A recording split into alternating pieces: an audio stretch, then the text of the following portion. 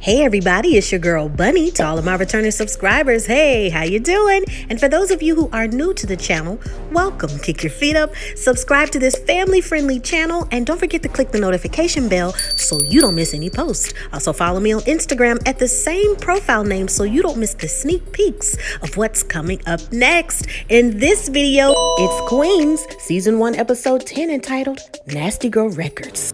I give a full episode recap with photos offset to the side, and then I give my review at the end. No need to dig around. I have all of the minute marks in the comments. It's all coming up next.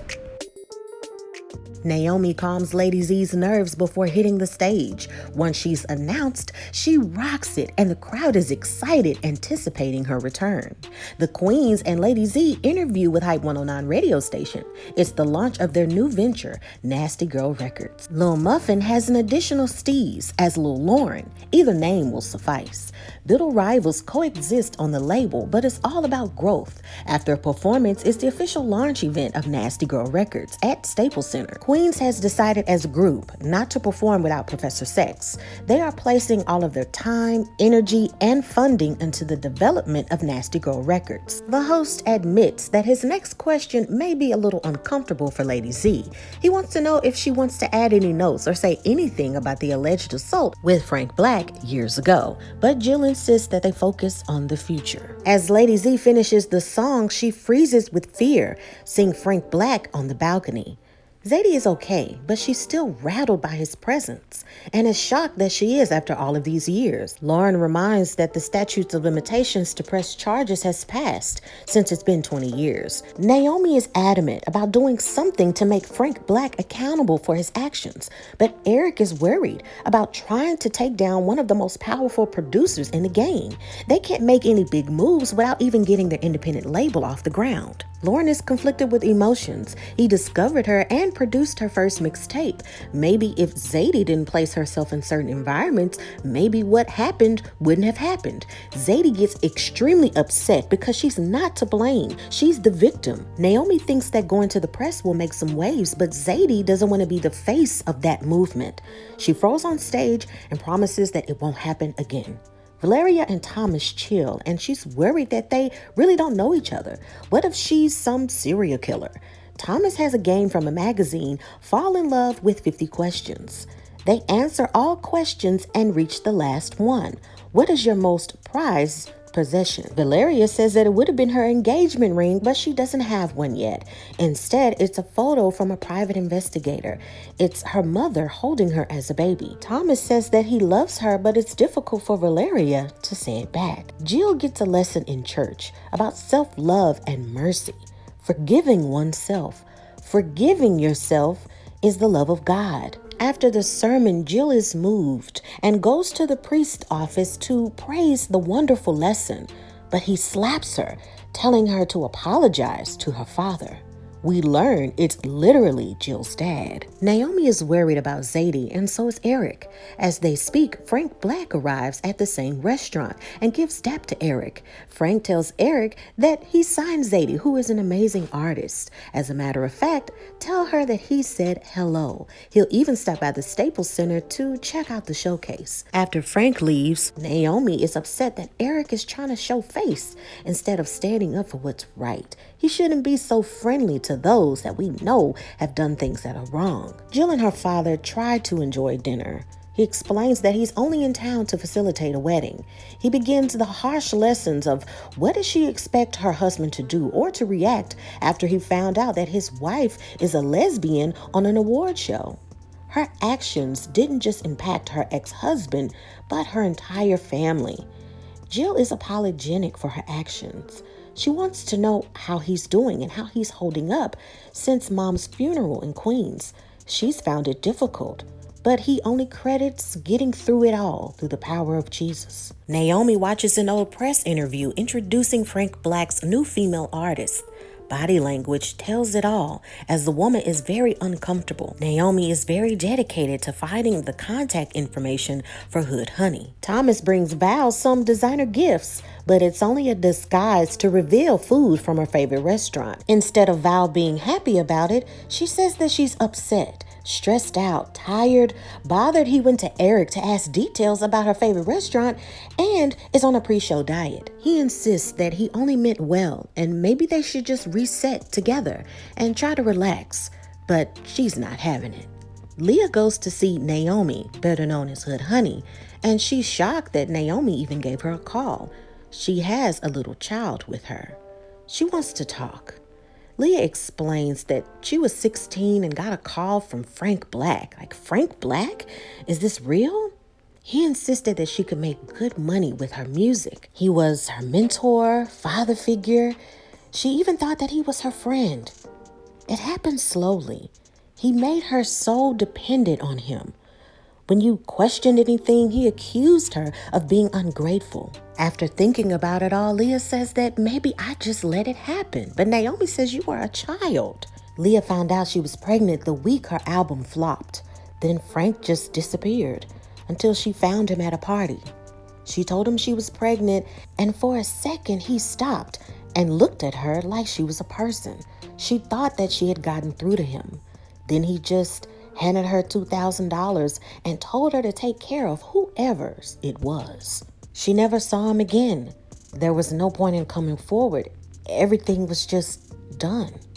Jill lets the ladies know that Naomi will meet them later for rehearsal. She said something about following up on some information about Frank Black. Lauren can't understand why people just can't let things go. It's in the past. Val is shocked that Lauren would even say such a thing. Generation Z is a little bit more empathetic to things, and aren't they supposed to be woke? Val wants to crash with Jill to get away from Thomas, but Jill lives with everyone else. Why is Val trying to run away from only 2 weeks of marriage? Jill thinks that she just tries to sabotage everything that's good. She's got to try. Jill has to meet with her dad, but the ladies encourage her to step up to her father when he treats her like a little girl. Naomi shows information to Zadie about Leah. She saw how Zadie froze on stage, and it's not fair that her gift is in the clutches by Frank. Naomi has set up an interview for Zadie to tell her story. It's now or never. Zadie reflects that she was in the studio with him late one night. She got tired, so she was going to sleep on the couch. He said that he'd wake her up in 30. She woke up, and it was because she was cold. She thought that maybe her blanket fell off, but when she opened her eyes, her shirt had been unbuttoned. Also, he was trying to unbutton her jeans. She asked him what he was doing, but he responded so calmly. Why would you fall asleep here if you didn't want this to happen? She was confused. How could it be wrong if he was so chill about it? And she felt like she had blacked out for a few minutes. But when she came to, he had done more. She kept hitting him over and over again until she could get away. She had no idea she broke his jaw until the cops came, and even the cops were aggressive with her. She got forced upon and arrested in the same day. The lawyer said that she could get the charges dropped if the story stayed with her. And so that's what she did. After she got out, no producer would work with her. She later found out that Frank was the one who hired the lawyer. The journalist is saddened by what she's heard and says that she's sorry that this has happened and she'll do her part to make sure that this story gets out. But Zadie doesn't want sympathy. She wants him to be held accountable. The story is supposed to break soon, Naomi reports, but Eric lets her know that it's already out. The headline reads, "When #MeToo goes too far, is Lady Z using a false rape allegation to revive her career?" Zadie is so angry when she reads the article that she knew how things would go. The article continues about how not only did the alleged incident happen over 20 years ago, but they questioned the timing in which she stands to gain a different narrative for her newfound career. Zadie is so pissed at Naomi, and she's obsessed with fixing other people's problems. This attention doesn't affect her, and all she can do is, as the victim, try to move on. She has to relive the pain all over again. She's done with Naomi and Nasty Girl Records. Naomi is saddened that she may have ruined everything, and there's a close-up of Lauren trying to hold back tears. Jill goes to visit her father, but he's collapsed on the floor. It's evident that he's been drinking. There may not be a showcase. Lauren has a new flow, and that needs to build a new fan base, and Zadie is out. Maybe Val should just go home and relax with her husband. Val updates Eric that she's having a difficult time telling her new husband that she loves him. There's only been 2 people that she said, "I love you too," Eric and the person who she thought was her mom. Feeling confused feels more normal to Val. She launches in to kiss Eric, but he declines. He tells her that Thomas truly loves her, and she shouldn't give that up. People do change. As they hug, Thomas walks in, and he's ready to talk. Val's dad vents in a drunken rage. He's sad that his wife died, even after he gave God all of the glory. He and her mother watched the BET Awards, and her mother was happy. He tells her that he's proud of her, and he's proud of everything that she does, that he loves her. Even in his drunken state, it's evident that Jill is happy to hear such words from her father. As Zadie packs up, Lauren stops her and wants to know, "Why aren't you performing?" And she finally drops the ball. Frank assaulted her too, and she has the proof to take him down. They listen to a voicemail message that Frank left. He apologizes for what happened the other night and that she sent missed signals, and that he even is delivering her songs to Interscope Records. Lauren takes a moment to express her experience. She says that it was the first time she drank, and she had 10. She never told anyone what happened because she felt like she owed him. She still feels that way, strangely. She never called him back. She started over, and then she found Eric. She did what she could to forget. Zadie always felt like she was alone. Lauren says that they will have to just never give up. He wins if they give up. Lauren even vows to speak up, and they agree to make sure that he never does anything else to another woman.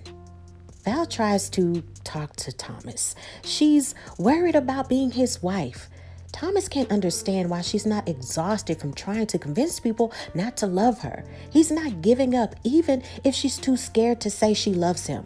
He wants her to just stop it all. Val says, "I love you too," and says that she'll try even better to love her husband and to love herself. Jill returns later with breakfast, and her father is in denial that he was even drunk in the first place. He yells at her that she flaunts her lifestyle in his face after they raised her with morals and tried to do so much for her. Jill finally stands up for herself. He hates her because he hates himself. She's been trying to fight for his approval, and now she's done. She's proud of who she is. She loves God. And she's a rapping lesbian. And if he ever puts his hands on her again, she'll have his old drunk self arrested. And she just realized that she doesn't need him. Zadie wants back in the show. She has something she has to say, not through the press, not through lawyers, but from her own mouth. She's very sure and wants Naomi's help to write something special. Later that night, the Staples Center is packed with over 300,000 people. The ladies tell her that they have her back no matter what, to go on stage and just to give it her all. Before she hits the stage, Eric reports that Frank is in the audience and if she'll be okay. Lady Z says that she'll be fine. Once she takes her place, she dedicates the song to survivors. It's a song about how victims shouldn't feel ashamed, that they can speak up against their attackers, and anyone can be strong with courage. I'm not a victim, I'm a victor. This is what survival looks like. Take a picture. Frank Black is arrested on several charges. Later, before taking the stage at the Staples Center, Little Muffin gave an exclusive interview with ABC News, sharing her story of assault. 4 more accusers come forward on social media. If convicted, Frank Black can serve up to 40 years in federal prison. And that is the end of the episode.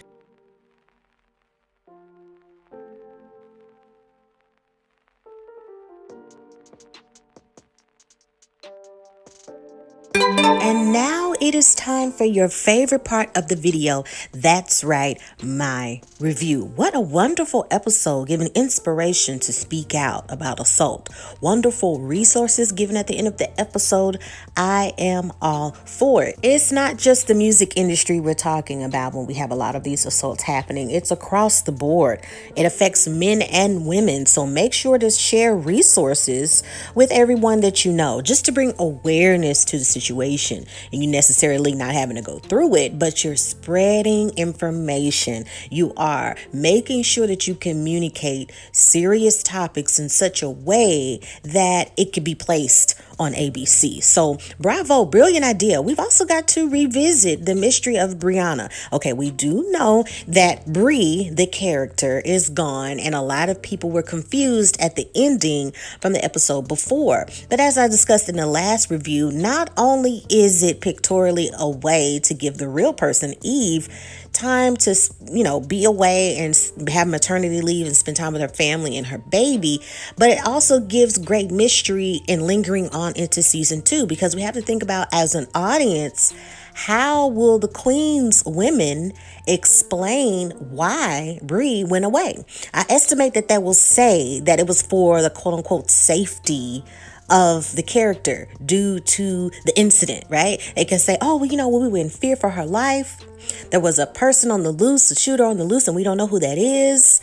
And she went away, and we didn't know she went away. But all of the characters are going along with this. They are literally behaving as if she's deceased, as if she's gone. And it's the mystery of how will the audience feel about that? Will the audience of literally the Queens, I'm talking about the fans in the show, will they be upset with Queens, saying, how can you do this to the fans? We really thought she was gone. I'm just baffled and just wanting to know how they're going to pull that off. And if and when will she come back? Like, I do understand she's spending time with her family. The real Eve is spending time with her family and she's on maternity leave. I get that. But as the writing, I don't know how they'll reintroduce her. They've made announcements that, I'm talking about the characters, like we saw in this episode, they're talking to the DJ saying, well, we decided as a group we're not performing without Bree. So I'm just curious. I want to know how they're going to have that fluidity in season 2. We still have the mystery, you guys, about who's JoJo's dad.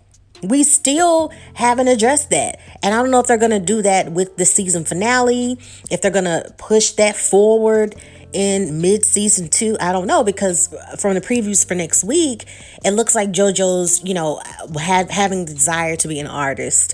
And of course, Naomi being against her being an artist because she's very smart and she's a musician. So we don't know what we're going to do with that. So it's like, are they going to bring up that topic in that episode? I don't know. It's just been lingering on. I don't know if emotionally they are getting the viewers attached to the fact that Eric, quote unquote, is the father, and they want to just build up the emotion and get so used to him taking the father figure role that when they bring it up again with Cam, the character, that they're like, oh my God, I forgot about that.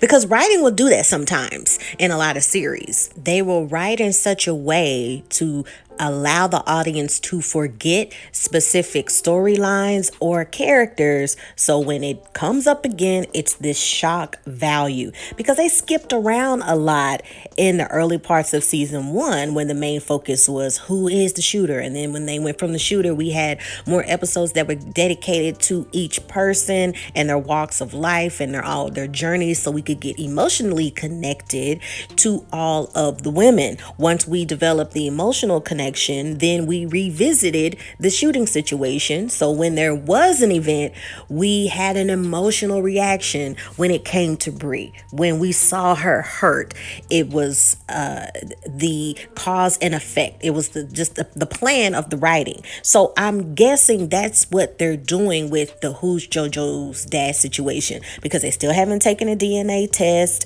They still haven't went to Cam to void out the possibility that he's the father as well. And I've always said there is also still a probability that Cam or Eric aren't the father, because Naomi did say that she was in a very dark stage in her life. She did have an addiction problem and that she did crazy things. So that's in there. She did admit that she was with a few guys. And I mean, we don't know. I don't know how they're going to take it. I hope that they do more cameos with more artists. Having more cameos with more artists who are R&B singers, who are rappers, etc. It brings excitement to the episode because you're thinking, wow, not only am I seeing a good artist, show their acting chops, but I'm getting the opportunity to see what they're going to bring to the table. I'm very curious to find out, is this a syndicated show? Meaning, will there be like 20 episodes? Because normally with a new show, especially in the first season, you start off with about 10 to 12. So I don't know if they're taking us to that 12 mark when it comes to this first season. I don't know if they're pushing to be syndicated. Each show, the goal is to become syndicated because the more episodes you can have per season, the more money and the more exposure, the more views, etc. But at the same time, you could really exhaust your audience if you just push it too far. It's this kind of question of how long will this last? When are they wrapping it up? What's going on? And from a lot of the comments on the ABC Queens page, you do have people wondering, okay, when are we going to wrap this up? How many more storylines are they going to add?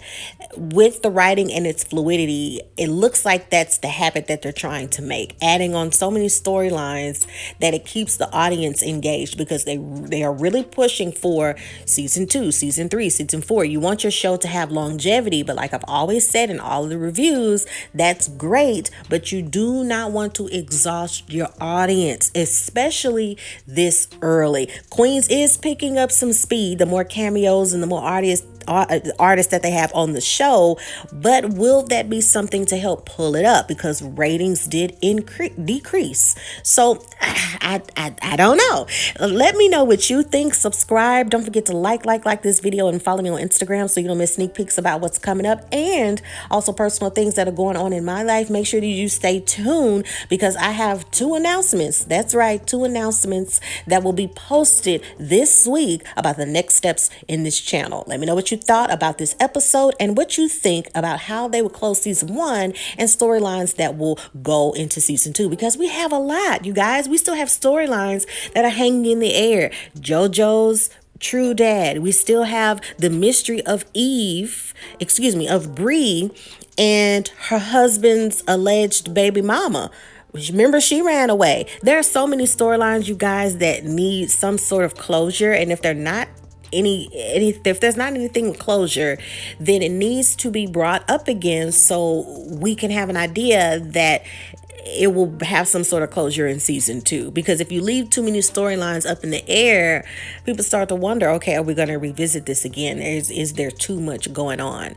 They're bringing in Thomas. They're bringing in another person that's an artist, right, that they're thinking about signing to Nasty Girl Records. It's just they're building up and building up. More information about Jill's dad, more information. So I don't know. Let me know what you think. I can't wait to read your comments. I also have to say, if the comment section is not there, that is YouTube. There's a new policy that they have where they review comments digitally. So if it's not there, come back, refresh the page, and leave your comment. All right, you guys. In the meantime, in between time, take care of yourself and each other. Bye.